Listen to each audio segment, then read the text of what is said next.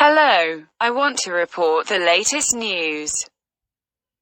10 notable people who have died of coronavirus. Jonathan H. Cantor, 33, comments before the Chinese coronavirus COVID-19 is finally defeated through the passage of time or a cure. The sad reality is many more people will die. Nobody is immune to its effects, though it can be deadlier to the immunocompromised and the elderly. Top 10 celebrity deaths that never happened since the virus began sickening people in China in 2019. There have been thousands of recorded deaths. And some of those people who died have been celebrities, performers, politicians, and the like. While every death is a tragedy, these 10, presented in no particular order, are notable people for what they gave society during their lifetimes, and like so many others, they will be missed. 10. Joe Diffie. In case you're an aficionado of down-home music, chances are the updates on Joe Diffie's passing hit you especially hard. Diffie was a cultivated bluegrass music vocalist who discharged a huge amount of hit singles throughout the years. From 1990 to 2004, Diffie discharged 35 singles highlighted on the Billboard Hot Country Song diagram. 5 of those singles rose to number 1, including Home, If the Devil Danced, In Empty Pockets, Third Rock from the Sun, Pickup Man, and Greater Than the Beatles. He discharged 7 studio collections, a Christmas collection, and a Greatest Hits collection. Diffie reported through his marketing specialist that he tried positive for COVID-19 on March 27. He stayed in basic condition from the illness for 2 days, and he passed on March 29 at 61 years old. He died in Nashville, Tennessee, which is a city profoundly established in the bluegrass music scene. Diffie is the main down-home music star to capitulate to the malady, and his passing was noted by his companions with ardent posts on Twitter, Instagram, and other online networking platforms. 9 Floyd Cardoz. Fans of the hit series Top Chef are in mourning following the death of celebrated Indian-American chef Floyd Cardoz. The talented chef was the winner of Top Chef Masters in 2011 and was well known for his many entrepreneurial forays in the world of gourmet food. In addition to his time in front of the cameras for Top Chef Masters, Cardoz was the executive chef at New York City's Powwola and Tabla Eateries. He specialized in the melding of Indian flavors and spices with Western cuisine of all kinds.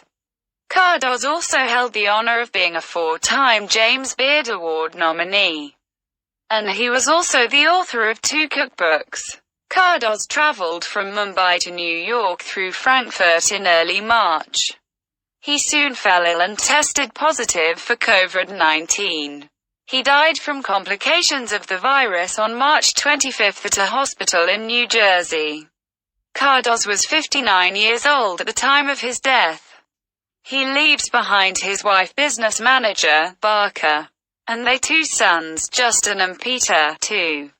8 Maria Mercado. Though she may not have been as well known to people outside the world of news, Maria Mercado was a driving force in news and reporting for CBS, where she worked for more than 3 decades. Mercado began her professional career in 1987 as a page at CBS. She shifted from page duty to the network's news program with CBS NewsPath, where he produced various pieces distributed via CBS affiliate stations. She continued to produce through the death of Princess Diana, 9/11, and many more significant events. Mercado won an Emmy Award for her work as a producer, and she climbed the ranks at CBS to become the Director of Talent Strategy in 2016. Her work there diversified the workplace and helped to facilitate more involvement with various minority groups, including the Asian American Journalists Association and many others. For more than 2 decades, Mercado fought cancer and other illnesses, and when she went to a hospital in New York City for treatment, She succumbed to COVID-19 at that location and passed away on March 29 at the age of 54. 7. Terence McNally. Terence McNally was a prominent playwright, screenwriter, and librettist, who was often described as the bard of American theater. He was considered to be one of the greatest contemporary playwrights of the American theater, and he earned that distinction through 56 years of work in the field. He received the coveted Tony Award for Best Play for 2 of his works, and the Tony Award for Best Book of a Musical for another 2. He also earned an Emmy, 2 Guggenheim Fellowships, and several other theater awards throughout his career. McNally's work spanned 6 decades, and they included Broadway plays, off-Broadway plays, films, and pretty much anything and everything he could get his hands on. He is probably best known for Kiss of the Spider Woman and Ragtime, though he wrote dozens of plays, operas, and theater pieces. His work is played around the world, and his passing was a blow to everyone who loves the theater. On March 24, he passed away following complications from COVID-19 in a hospital in Florida. He was 81 at the time of his passing. 4. Princess Maria Theresa of Bourbon-Parma. Princess Maria Theresa of Bourbon-Parma was a French-Spanish member of the House of Bourbon-Parma, which is a cadet branch of the Spanish royal family. She spent her life working to further social causes as an activist, which earned her the nickname Red Princess. She was a monarchist, and she sadly holds the distinction of being the first member of a royal family to die from COVID-19. Born in 1933 in Paris, Princess Maria Theresa spent her youth in various castles and private schools. She attended the Paris Sorbonne University, where she received a doctorate in Hispanic Studies. She followed this with another doctorate in political sociology from the Complutense University of Madrid. She was an activist in the areas of women's rights and other important matters. On March 27, Princess Maria Theresa died at the age of 86 from complications brought on by COVID-19. She was the first royal to die from the disease, though she wasn't the only one infected, as Prince Charles battled the disease with only mild symptoms. He remained in self-isolation for a week and fortunately survived. 5. 10 gruesome facts about suicide and death cleanup. 5. Nashon Wooden. Folks may not immediately recognize the name Nashon Wooden, but it's not because he wasn't famous, it's due to people being more familiar with his drag queen persona, Mona Foot. Wooden developed his drag persona in the late 1980s, and he credited RuPaul as an early mentor in his early drag career. RuPaul helped him immensely by teaching him how to apply makeup, which helped him land a role as Mona Foot in an off-Broadway production called My Pet Homo. Interestingly, he came up with the persona while working as a manager in a Manhattan men's clothing department at Patricia Field's boutique. Wooden later appeared as Mona Foot in the film Flawless, where he also performed the song of the same name with the Ones. Wooden phased out his Mona Foot identity in his later life, and while he did test positive for HIV, he had an undetectable viral load. That infection didn't appear to be the cause of his death, as he died as a result of complications from COVID-19 in New York City on March 23. He was 50 at the time of his death. 6. Or Manu Dibango. Emmanuel Njoku. Manu Dibango was a Cameroonian musician who was well known in the world of jazz, as he was a prominent songwriter and saxophonist. Dibango's career spanned 6 decades, consisting of numerous hits, though he is likely best known for his 1972 single, Soul Makossa. That hit would later be sampled by Michael Jackson, Kanye West, and many more prominent musicians all around the world. Dibango's career began at the age of 15 after he moved to Paris just after World War II. He played saxophone and piano and quickly became a regular in the European jazz circuit. He became an international sensation with Soul Makossa, which was originally planned to be a B-side to an anthem he wrote in celebration of Cameroon's success in hosting the 1972 Africa Cup of Nations football tournament. News of Dibingo's illness came on his Facebook page, which noted he was hospitalized with an infection from COVID-19 on March 18.